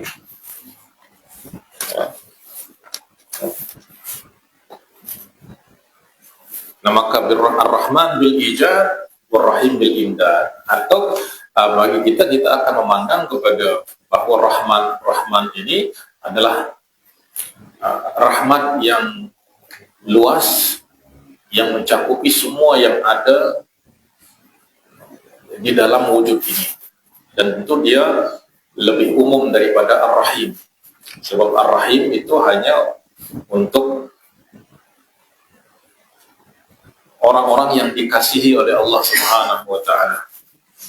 Ya, yaitu untuk orang-orang yang beriman kepada Allah. Rahman, orang kafir pun dapat, sebuah makhluk dapat, tapi Ar-Rahim. Baik. Nah, maka saksikanlah rahmatnya yang luas. Ya.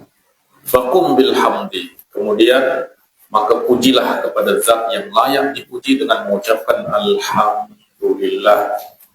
Segala pujian bagi Allah, yaitu pujian-pujian yang meliputi induk dan cabang-cabang pujian. Sebab apa? Sebab pujian itu maknanya hati kita menyaksikan keindahan sifat-sifat Allah Subhanahu wa taala. Ya. Dan bahwa dialah yang berhak dipuji, dan pujian itu adalah hanya milik Allah Subhanahu wa taala. Pujian kita kepada makhluk sebenarnya adalah pujian kita kepada Allah. Sebab apa? Sebab kita memuji makhluk itu sebab keindahan daripada makhluk itu. Keindahan itu punya siapa? Bukan punya makhluk, tapi punya Allah Subhanahu wa taala. Ya. Ada orang yang puji kita. Kenapa dia puji kita? Sebab dia melihat ada kebaikan kita. Kebaikan kita itu bukan kita, Allah. Maka sebenarnya pujian itu adalah pujian kepada Allah. Ya. Atau orang puji kita sebab apa? Sebab orang tak nampak aib kita. Siapa yang sembunyikan aib kita? Allah juga. Maka pujian itu semuanya kembali semuanya kepada Allah. Itulah makna alhamdulillah bil istighraq li kulliyatil hamdi wa jazliyatihi. Ya. Pujian Allah kepada dirinya adalah milik Allah. Pujian Allah kepada makhluk juga itu adalah pujian Allah. Sebab Allah yang menjadikan dia layak untuk dipuji. Atau pujian makhluk kepada Allah juga. Pujian makhluk kepada makhluk adalah pada hakikatnya adalah pujian makhluk kepada Allah Subhanahu wa taala. Kita saksikan keindahan, kebaikan, nikmat-nikmat Allah Subhanahu wa taala mustahdiran, dengan menghadirkan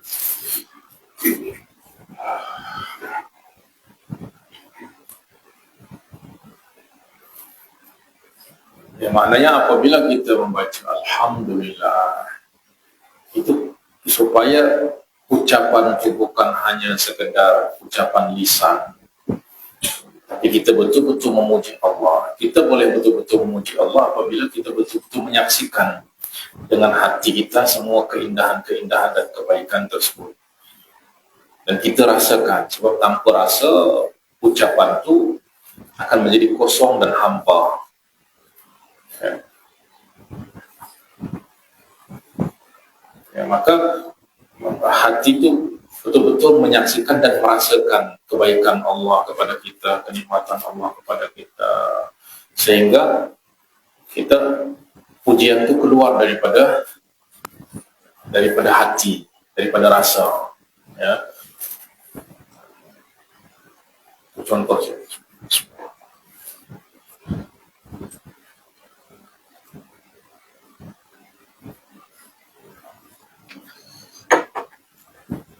Alhamdulillah. Minum apabila kita haus, terasa sejuk, maka apabila ucapkan alhamdulillah itu keluar daripada hati. Alhamdulillah.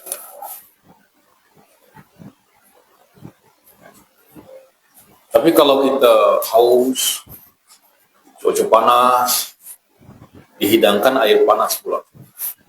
Mungkin mulut kata alhamdulillah, tapi Sebab tak terasa nikmat tu tak keluar daripada dalam hati. Maka Imam Abdul Hasan Syadzili ditanya, tashrabul ma'al mubarrad am ghair mubarrad? Sebab dia, orang yang tanya ni dia tahu Imam Abdul Hasan Syadzili adalah seorang yang zuhud, dan zuhud tu dia tak mau kenikmatan hidup tu. Dia tanya, apabila minum air sejuk ke air biasa? Yang Syadzili kata, bal ashrabul ma'al mubarrad. Aku minum air yang sejuk. Sebab apa?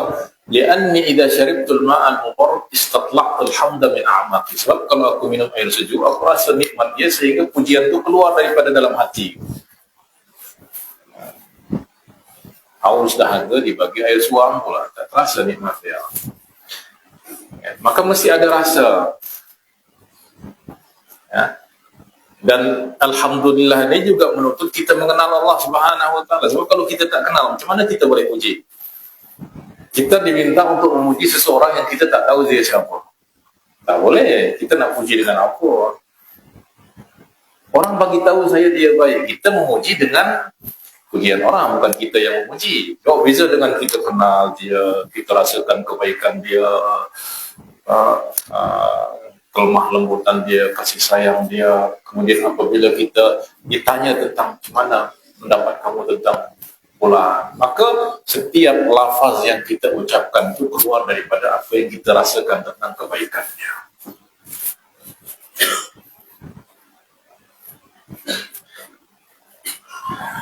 Mustahdiran annaka naibun 'alil wujud. Bersama itu hendaklah engkau, dengan itu hendaklah engkau merasakan dalam hatimu bahwa engkau adalah wakil kepada sekalian wujud dalam menerima kebaikan ini, tatkala dia menjadikanmu sebagai sebab mengapa dijadikan segala wujud ini, dan diberi pertolongan kepada segala yang mendapat pertolongan oleh pertolongannya. Maknanya kita seolah-olah berdiri untuk menjadi naib kepada sekalian wujud ini di dalam memuji Allah Subhanahu wa taala atas segala nikmat yang Allah kurniakan kepada wujud. Sebab apa? Sebab oleh sebab kita Allah wujudkan alam ini. Allah ciptakan langit, ciptakan bumi, ciptakan matahari. Itu untuk siapa? Untuk manusia. Bukan manusia diciptakan untuk langit dan bumi. Maka rahasia daripada terwujud semua itu adalah manusia. Ya, langit dan bumi ini diumpamakan seperti rumah, dan rahasia terwujudnya rumah itu adalah penghuni. Kalau tak ada penghuni, tak akan ada rumah. Maka rumah diciptakan untuk penghuni, ke penghuni diciptakan untuk rumah?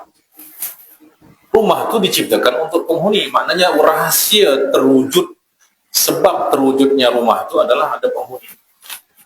Maka langit dan bumi ini, ya ayuhan nasu ubudu rabbakum alladhi khalaqakum walladhina min qablikum walladhina min qablikum la'allakum tattaqun alladhi ja'ala lakum al-ardha firasha was samaa binaa wa anzala minas samai ma'a. Semua itu Allah buat untuk manusia. Ja'ala lakum,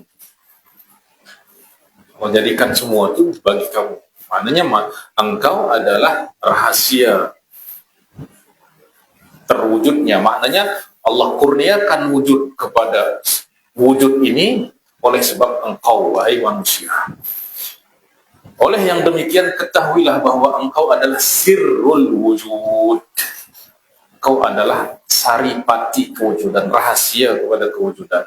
Maka kenalilah nilai penciptaan dirimu dan agungkanlah penciptamu. Betapa mulianya engkau, wahai manusia. Adapun nikmat penciptaan, maknanya al-ijad, Allah ciptakan langit, bumi, bahkan sorga. Sorga diciptakan untuk siapa? Untuk manusia, bukan manusia diciptakan untuk sorga. Maknanya kalau manusia tidak diciptakan oleh Allah, untuk apa sorga? Jadi rahasia terciptanya sorga adalah manusia. Maknanya sorga itu mendapatkan nikmat wujud daripada Allah Subhanahu wa taala oleh sebab manusia. Ya. Adapun nikmat penciptaan yang diberikan kepada langit dan bumi itu karena keterangannya ada dalam firman Allah Subhanahu wa taala yang bermaksud atau Allahul khalaqa sab'a samawati wa baik. Allahul khalaqa sab'a samawati. Allah ciptakan 7 petala langit. Wa minal ardi mislahunna. Ya.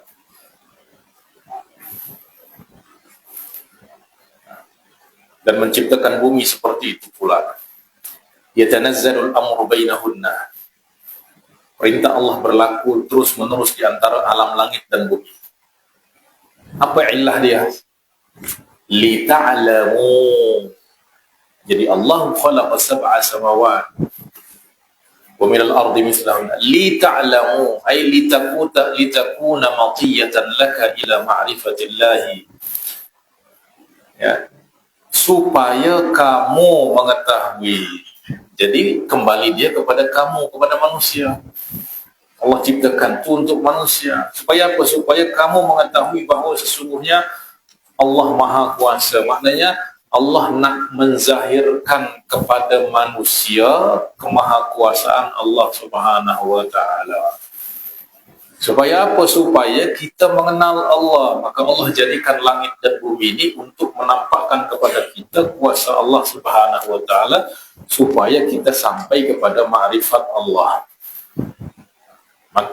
Maka langit dan bumi ini dijadikan oleh Allah sebagai kendaraan hati kita untuk bermusafir kepada mengenal Allah Subhanahu wa taala. Alladzina yadhkuruna Allaha qiyaman wa qu'udan wa 'ala junubihim wa yatafakkaruna fi khalqis samawati wal ard ma khalaqta hadza batila. Sehingga dia dihantar dengan dia tafakkur fi khalqis samawati wal ard, maka natijah dia adalah ma khalaqta hadza batila. Ini adalah bahasa ma'rifah. Sebab Allah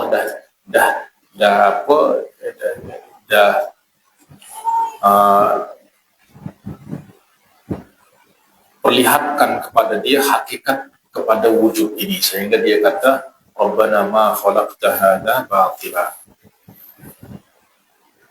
subhanaka faqina adzabannar.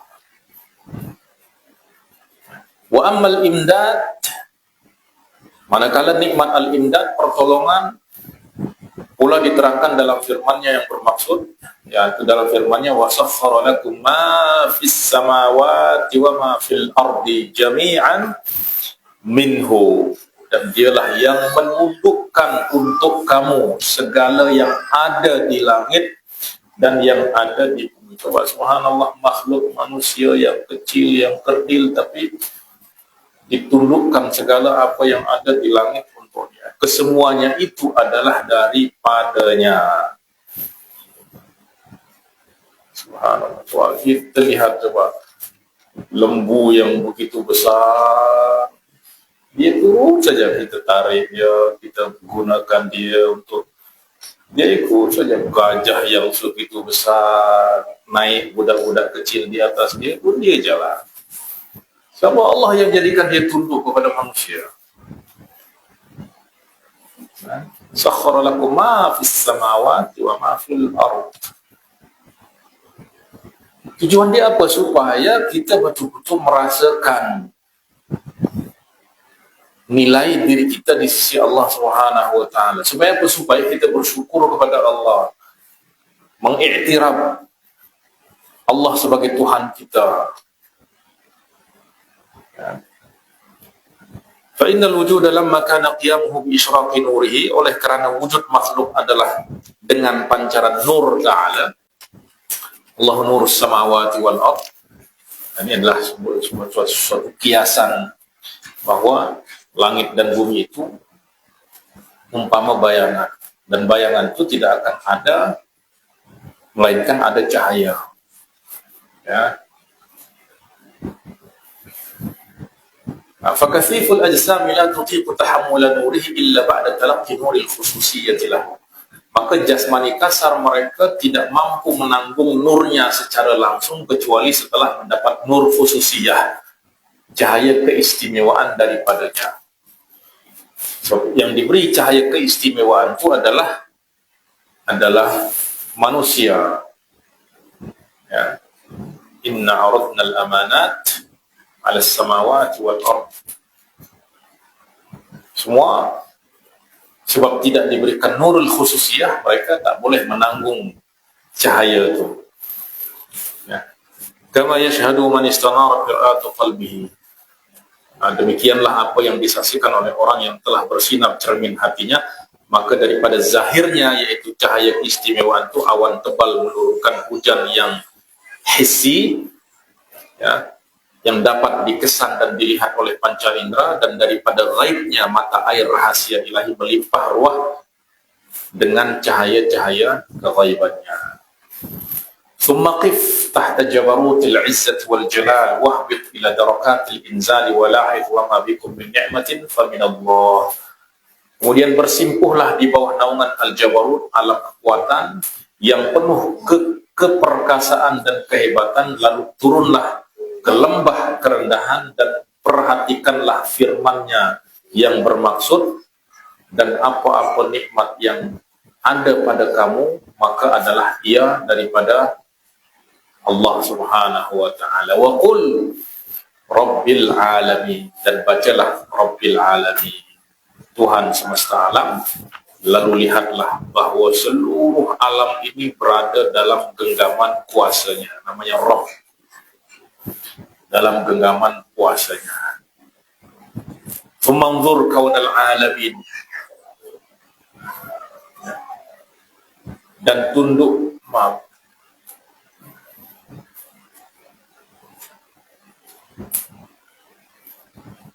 lalu lihatlah bahwa seluruh alam ini berada di dalam genggamannya, kuasanya, dan tunduk kepada zat yang menetapkan takdir.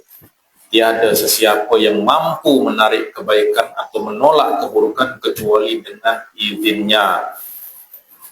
Ya. Maka ketika itulah engkau akan merasakan kelazatan memiliki perasaan hina dan rendah di hadapannya.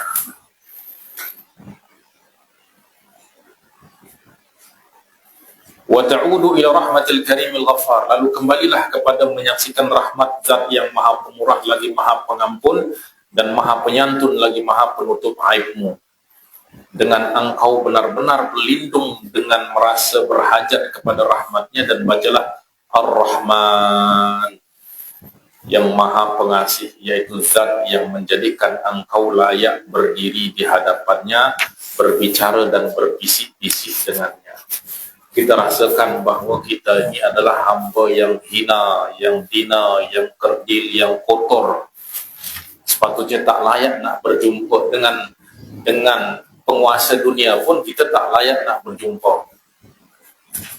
Tapi Allah jadikan kita layak berjumpa dengan Malikul Muluk, Rabbus Samawati wal Ard. Bukan kerana kita layak, tapi kerana kasih sayang Allah Subhanahu wa ta'ala kepada kita. Contoh saja, kita dengan sifat kita sebagai rakyat biasa, boleh tak nak berjumpa dengan Agung? Mustahil. Tapi mungkin Agung Raja dengan sifat dia, boleh saja nak perkenankan siapa saja. Maka kita dengan kehinaan kita tak layak nak berjumpa dengan Allah Subhanahu wa ta'ala. Allah dengan kemahatinggiannya, kita dengan kerendahan kita.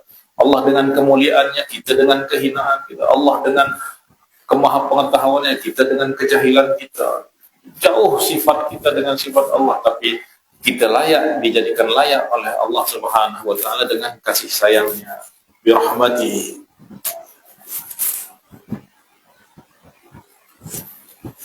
Subhanallah, manusia yang subhanallah hanya dibagi hidup 60 tahun, 50 tahun,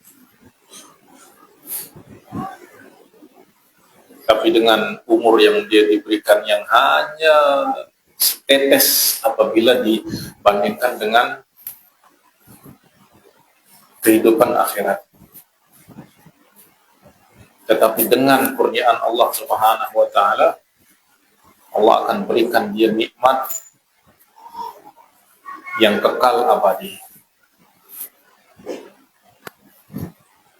perbuatan kita, kebaikan yang kita buat itu sebenarnya tak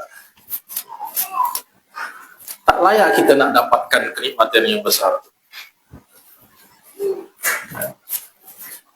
Sekiranya kita diberi umur oleh Allah Subhanahu wa taala seumur dunia ini pun kita berbuat baik tak sebanding dengan nikmat yang Allah Subhanahu wa taala beri kepada kita. Tapi dengan rahmatnya kita dijadikan layak oleh Allah Subhanahu wa taala.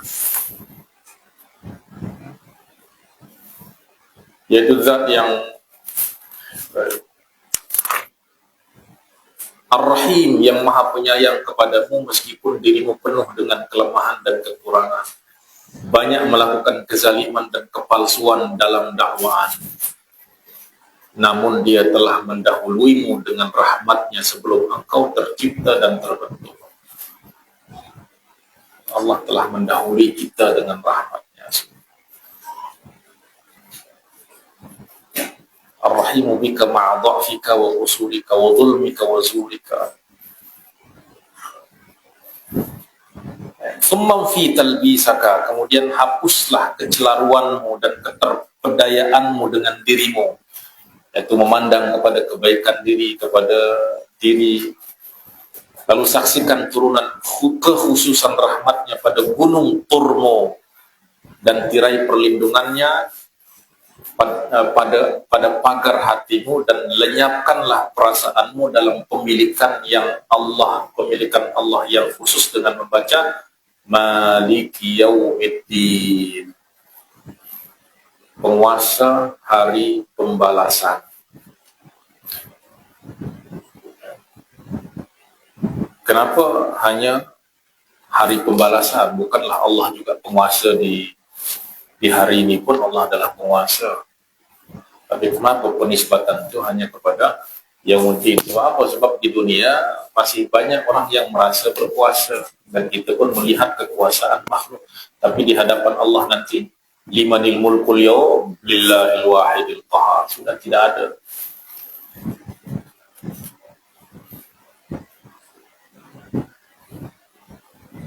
Penguasa hari pembalasan, hari di mana terbuka ainul yakin, penglihatan yang yakin, dan ternyata al-haqqul mubin, kebenaran yang nyata.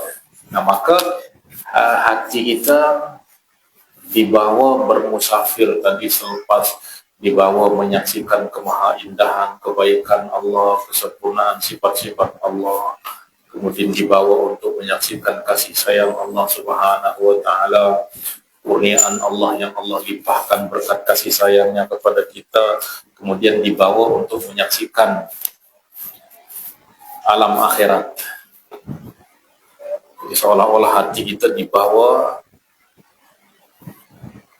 oleh Allah Subhanahu wa taala dengan kendaraan lafaz untuk menyaksikan kedahsyatan hari pembalasan, Maliki Yaumiddin, di mana di sana akan nampak bahwa kerajaan kekuasaan adalah milik Allah Subhanahu wa taala sahaja. Sehingga di sana hati akan betul-betul merasa gerun, merasa takut, merasa lenyap di dalam penyaksian akan kedahsyatan hari itu. Fa'idha afaqta min dahsyatil jalal, apabila engkau telah sedar daripada kedahsyatan penyaksianmu terhadap sifat-sifat al-jalal, di mana di sana kita merasa berdiri di hadapan Allah Subhanahu wa taala, merasakan hati itu adalah hari yang betul-betul menegangkan, menakutkan.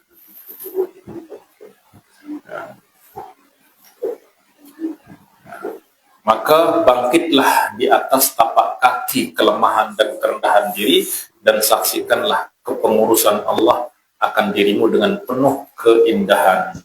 Wa qul iyyaka na'budu wa iyyaka nasta'in. Lalu bacalah iyyaka na'bud, engkaulah sahaja yang kami sembah. Sebab apa? Sebab engkaulah penguasa Rabbul Alamin, Maliki Yaumiddin. Maka tiada yang layak untuk kami sembah melainkan engkau. dan Engkau ciptakan kami semata-mata untuk itu. Wa iyyaka nasta'in, tapi kami tak akan mampu untuk menjalankan semua itu melainkan dengan pertolongan. Iyyaka na'bud, hanya Engkau sahaja yang kami sembah sebagai kemuliaan, kebaikan, kelembutan dan kurniaan daripadamu ya Allah. Wa iyyaka nasta'in, dan kepada Engkaulah sahaja kami memohon pertolongan dengan bertawakal, yakni kepadamu, menyanjung keagunganmu dan menyatakan rububiyahmu. Ya nasta'in. Maka di sini hati betul-betul merasa bahwa dia tak mampu untuk menjalankan ibadah yang memang dia diciptakan dan ditugaskan untuk beribadah. Maka hendaklah dia memohon pertolongan kepada yang memberi tugas, memberi kewajiban kepada dia, yaitu Allah. Maka dia kata, iyyaka nasta'in. Lalu dengan bacaan ini mintalah pertolongan kepadanya agar engkau dikurniakan kesempurnaan istiqomah. Maka ucapkan ihdinas siratal mustaqim.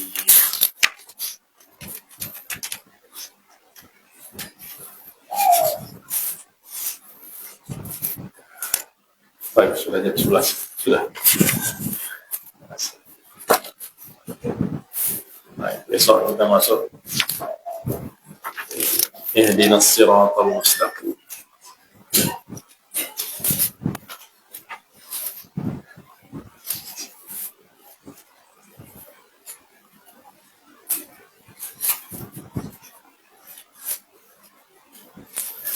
Maknanya iyyaka nasta'in ini kita kena mampu betul-betul merasa tak berdaya, sehingga kita mengucap memohon pertolongan itu dengan memang kita betul-betul merasa nak meminta tolong. Sebab orang kalau dia merasa mampu tak akan minta tolong.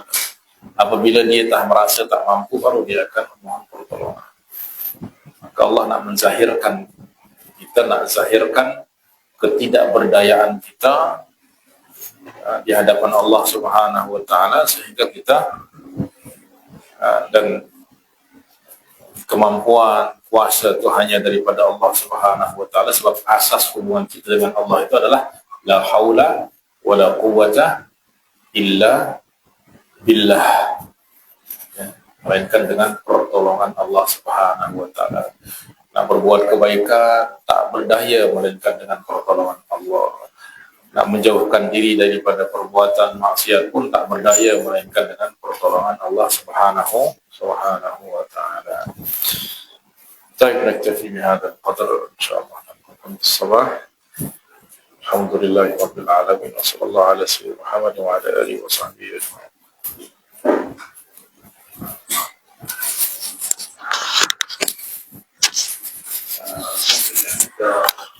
Bisa sedikit buat insyaallah.